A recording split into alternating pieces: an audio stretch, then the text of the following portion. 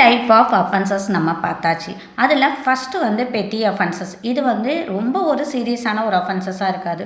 ஒரு சொல்லோ சைகையோ உருவகேலியோ வந்து அந்த இடத்துல பண்ணியிருக்காங்க அப்படிங்கிறப்ப அவங்க ஃபஸ்ட்டு அஃபெண்டராக வராங்க அப்படின்னா அந்த பாதிப்படைந்த நபர் இருக்கா இல்லையா, அக்ரியூடு பர்சன் இருக்காங்க இல்லையா, அவங்க வந்து இன்டர்னல் கமிட்டியில் கம்ப்ளைண்ட்டை கொடுத்துட்டாங்க.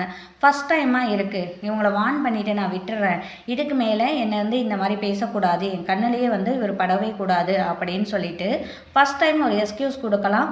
இந்த இடத்துல காம்பவுண்டபிள் பண்ணிக்க முடியும், சமரசம் வந்து செய்து கொள்ள முடியும். இதுவே இது வந்து சீரியஸ் அஃபென்சஸாக இருக்குது, இல்லை ஹென்ஸ் அஃபென்சஸாக இருக்குது அப்படிங்கிறப்ப அந்த அஃபென்ஸ்னால் அவங்களுக்கு எந்த மாதிரியான எஃபெக்ட் ஏற்பட்டிருக்கு அப்படிங்கிறதும் இருக்குது. இப்போ இதில் பாதிப்படைந்த நபர் அப்படிங்கிறப்ப இன்டர்னல் கமிட்டியில் வந்து கம்ப்ளைண்ட் கொடுத்துருக்காங்க. இன்டர்னல் கமிட்டியில் என்ன பண்ணுவாங்க அப்படின்னா விசாரணை செய்வாங்க. விசாரணையில் prima facie case made out ஆகுது அப்படின்னா அது ஆட்டோமேட்டிக்காக எங்கே போகும் அப்படின்னா போலீஸ் ஸ்டேஷனுக்கு போயிடும். இப்போ போலீஸ் அதிகாரிகள் என்ன பண்ணுவாங்கன்னா அதன் அடிப்படையில் வந்து எஃப்ஐஆர் வந்து ஃபைல் பண்ணிடுவாங்க. எஃப்ஐஆர் ஃபைல் பண்ணிவிட்டு விசாரணை வந்து நடத்தப்படும். விசாரணை நடத்தப்பட்டு இது வந்து நீதிமன்றத்துக்கு போயிடும். நீதிமன்றத்து வழக்கு நடைபெறுது அப்படின்னா அங்கே வந்து இங்கே காம்பவுண்டபிள் பண்ணிக்க முடியுமா, சமரசம் வந்து செய்து கொள்ள முடியுமா அப்படின்னு கேட்டால் சமரசம் வந்து செய்து கொள்ள முடியாது. பார்ட்டியே வந்து நான் சமரசம் பண்ணிக்கிறேங்க, நான் தானே பாதிப்படைந்த நபர் அப்படின்னு சொல்லி ஒத்துக்கிட்டாலும் நீதிமன்றம் வந்து இதற்கு வந்து அலோவ் பண்ணுறது கிடையாது. அப்போ இதில் வந்து சமரசம் செய்து கொள்ள முடியாது அப்படிங்கிறத தெரிஞ்சுக்கணும். எப்போவுமே வந்து ஒரு சீரியஸ் அஃபென்சஸ் அதோட எஃபெக்ட் எப்படி இருக்குது, ஒரு ஹென்ஸ் அஃபென்சஸ் அதோட எஃபெக்ட் எப்படி இருக்குது அப்படிங்கிறது இருக்குது. அப்போ அதனால் பாதிப்படைந்த நபருக்கு வந்து மிகப்பெரிய பாதிப்பு உடல் ரீதியாகவோ மன ரீதியாகவோ வந்து ஏற்பட்டிருக்கு அப்படிங்கிறப்ப அங்கே வந்து காம்ப்ரமைஸ் அப்படிங்கிறதுக்கு வேலையே இல்லை. இப்போ இன்டர்னல் கமிட்டியில் வந்து கம்ப்ளைண்ட் வந்து கொடுக்க முடியாமல் அங்கே இருக்கக்கூடிய நபர்களால் அவங்க தடுக்கப்படுறாங்க. அப்படி இல்லைன்னா கம்ப்ளைண்ட் கொடுத்தாலும் அவங்கள வந்து நீங்கள் சமரசம் பேசிக்கிங்க, இந்த இடத்துல வந்து அவங்க யாராவது ஒரு நபர் அவங்கள தடுக்கிறாங்க அப்படிங்கிறப்ப அவங்க என்ன பண்ணலாம் அப்படின்னா லோக்கல் கமிட்டியில் கம்ப்ளைண்ட் கொடுக்கலாம். இந்த லோக்கல் கமிட்டி அப்படிங்கிறது எங்கே இயங்குது அப்படின்னா அந்தந்த மாவட்ட ஆட்சியர் கண்காணிப்பு கீழ் வந்து இயங்கிட்டு வருது. இன்டர்னல் கமிட்டியில் அந்த கம்ப்ளைண்ட்டை எடுத்துக்கலை அப்படிங்கிறப்ப லோக்கல் கமிட்டியில் கம்ப்ளைண்ட் வந்து கொடுத்து அவங்க மூலமாக வந்து விசாரணையை வந்து மேற்கொள்ளலாம். அப்படி இல்லைன்னா சிபாக்ஸ் அப்படிங்கிற ஒரு வெப்சைட்டும் இருக்குது. இப்போ அந்த வெப்சைட்டில் போய்ட்டு வந்து இவங்களோட கம்ப்ளைண்ட்டை வந்து ரெஜிஸ்டர் வந்து பண்ணிக்கலாம்.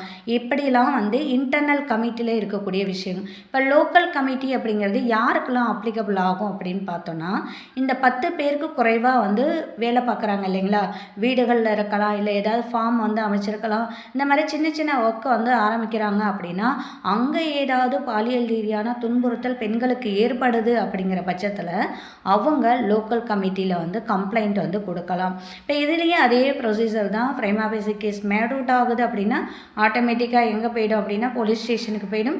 அவங்க எஃப்ஐஆர் ஃபைல் பண்ணி விசாரணை செய்து நீதிமன்றத்துக்கு கொண்டு போய் அந்த விசாரணை அடிப்படையில் அந்த நபருக்கு வந்து உரிய தண்டனை வந்து வாங்கி கொடுத்துருவாங்க. இது மாதிரியான கமிட்டி வந்து வரத்துக்கு ஒன் ஆஃப் த ரீசனாக யார் இருந்தால் என்ன வழக்கு இருந்துச்சு அப்படின்னு கேட்டால் பன்வாரி தேவி வழக்கு தான் முக்கிய காரணம். பன்வாரி தேவி அப்படிங்கிறவங்க வந்து ஒரு சோசியல் வெல்ஃபேர் டிபார்ட்மெண்ட்டை வந்து சார்ந்தவங்க. அவங்க இருக்கக்கூடிய ஏரியாவில் ஒரு குழந்தை திருமணம் நடக்குது, அதை தடுக்கிறதுக்காக அங்கே போகிறாங்க. அங்கே போகும் இடத்துல வந்து அங்கே இருக்கக்கூடிய நபர்களால் 5 நபர்களால் வந்து புரூட்டல் கேங் ரேப் வந்து செய்யப்படுறாங்க. இவங்க வந்து என்ன பண்ணுறாங்க அப்படின்னா வந்து நீதிமன்றத்தை நாடுறாங்க. நீதிமன்றத்தில் என்ன பண்ணிடுறாங்க அப்படின்னா வந்து இது ஒர்க் பிளேஸில் இல்லை அப்படின்னு சொல்லிட்டு எந்த ஒரு ரீசனுமே இல்லாமல் ஹைகோர்ட் என்ன பண்ணிடுறாங்க அப்படின்னா அந்த 5 நபர்களையும் ரிலீஸும் பண்ணிடுறாங்க. இப்போ தான் வந்து என்ன பண்ணுறது அப்படின்னா ஒரு விசாகா கமிட்டி அப்படிங்கிறது, இந்த விசாகா கமிட்டிங்கிறது ஒரு அன்ஆர்கனைஸ்டு என்ஜிஓ தான். அது அவங்க என்ன பண்ணுறாங்க அப்படின்னா வந்து இந்த வழக்கை வந்து சுப்ரீம் கோர்ட்டுக்கு கொண்டு போகிறாங்க. சுப்ரீம் கோர்ட்டில் தான் இவங்க என்ன சொல்கிறாங்க அப்படின்னா பெண்கள் வந்து பணி செய்யக்கூடிய இடங்களில் போதுமான பாதுகாப்பு வந்து இல்லை, அவங்கள பாதுகாக்கிறதுக்கு இது வரைக்கும் எந்த ஒரு சட்டமும் இல்லை அப்படின்னு சொல்லிட்டு புதுசாக பெண்கள் வந்து பணியிடங்களில் நடக்கக்கூடிய பாலியல் ரீதியான துன்புறுத்தலேருந்து பாதுகாக்கிறதுக்கு தடுக்கவும் தடையுறுத்தவும் குறைத்தீர்க்கவும் சட்டம் வந்து வேணும் அப்படின்னு சொல்லி அதுக்கு மேலே வந்து கமிட்டியை வந்து கண்டிப்பாக ஃபார்ம் பண்ணியிருக்கணும். இப்போ 10 பேருக்கு மேலே பணிபுரிகிறாங்க அப்படின்னா அங்கே ஐசிசி கமிட்டி, அதே மாதிரி 10 பேர் கீழே கீழே பணிபுரிகிறாங்க அப்படின்னா அவங்க வந்து எல்சிசியில் வந்து கம்ப்ளைண்ட் கொடுக்குற மாதிரி வந்து ஃபார்ம் பண்ணணும் அப்படிங்கிற வழிகாட்டல் நெறிமுறையை வந்து யார் கொடுக்குறா அப்படின்னா வந்து இங்கே விசாகா கமிட்டி அப்படிங்கிறவங்க தான் வந்து கொடுக்குறாங்க. இது 2016 தான் வந்து ஐசிசி எல்சிசி அப்படின்னு இருந்தது. அதாவது ஐசிசி அப்படிங்கிறது இன்டர்னல் கம்ப்ளைண்ட் கமிட்டி, எல்சிசி அப்படிங்கிறது லோக்கல் கம்ப்ளைண்ட் கமிட்டி.